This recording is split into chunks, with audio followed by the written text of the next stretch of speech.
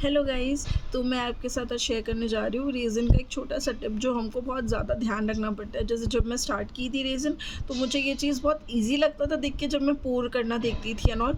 But it is somewhere very difficult जब आपको रेज़न A/B ratio में आता है, ठीक है। ए होता है आपका रेज़न, बी होता है आपका हार्डनर। तो उसका एक प्रोपोर्शन होता है, आइदर 2:1 होता है, आइदर 3:1 होता है। तो अगर मान लो 2:1 है, इसका मतलब आपको जो रेज़न है वो बड़े डिब्बे में आता है, ए पार्ट, वो आपको डबल यूज़ करना होगा देन ऑफ बी। सपोज़ आपने 100 grams of A part A use किया, तो आपको रेज़न जो बी वाला है वो 50 ग्राम्स यूज़ करना है। मतलब ऑलवेज़ जो पार्ट ए होगा वो डबल होगा बी के। या आप समझ लो कि आप जो पार्ट बी पहले डालोगे 50 ग्राम्स, तो आपको उसके अकॉर्डिंग ए डालना है, दैट इज़ डबल। अब जब आप उसको डालते हो तो जनरली मैं वेइंग मशीन यूज़ करती हूँ, बिकॉज़ अगर मेजरिंग में करती हूँ तो उससे ऊपर नीचे होने का बहुत चांसेस होता है, which is somewhere not accurate. क्योंकि अगर हम वैसे करने लगेंगे तो उसकी वजह से क्या इशू हो सकता है कि हमारा रीज़न अगर सही से मिक्स नहीं हो तो आपका सारा गेम बिगड़ सकता है। तो मैं जनरली वेइंग स्केल में करती हूँ उसको मिक्स अच्छे से। जब इसको आप मिक्स कर लेते हो, कंटिन्यूसली स्टर करना होता है, वन डायरेक्शन में कंटिन्यू मोशन में जाएगा वो। एंड जब आप उसमें डालोगे ना रेज़न, तो you'll see thread type structure रहता है वो। पर आप कंटिन्यूसली जब उसको मिक्स करने लगते हो ना, तो वो ओवर द टाइम पहले वो येलोविश रहता है, अनक्लियर्ड रहता है, गंदा सा दिखता है, ऐसा लगता है कि अरे यार ये what is this. But when you start mixing it, it becomes after 5 minutes of mixing it continuously, it gets into a transparent clear resin।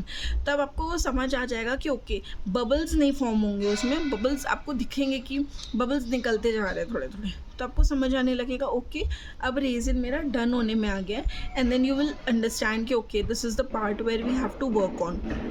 उसको कंटिन्यूसली मिक्स करो and then start with the thing.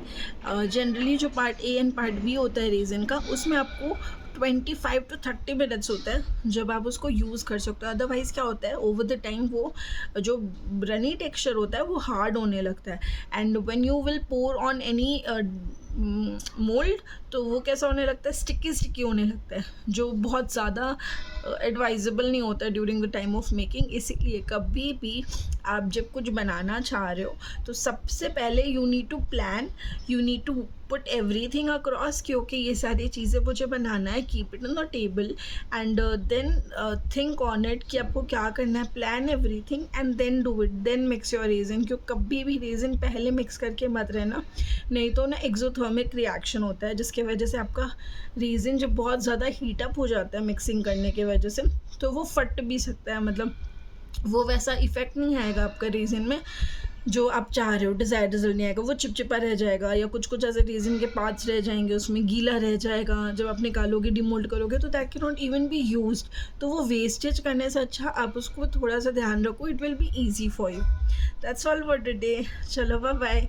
और कुछ next step होगा तो मैं definitely आपके साथ share करूँगी। मुझे रेज़न बनाने में इतना मज़ा आने लग गया over the time, I just wanted it to be like a hobby, but it has become into a business right now. So I'm very happy. So if there is anything you guys want to know, just message कर दीजिए, आप comment डाल दीजिए, so that I can just guide you with the tips and tricks whatever can be done. Bye bye.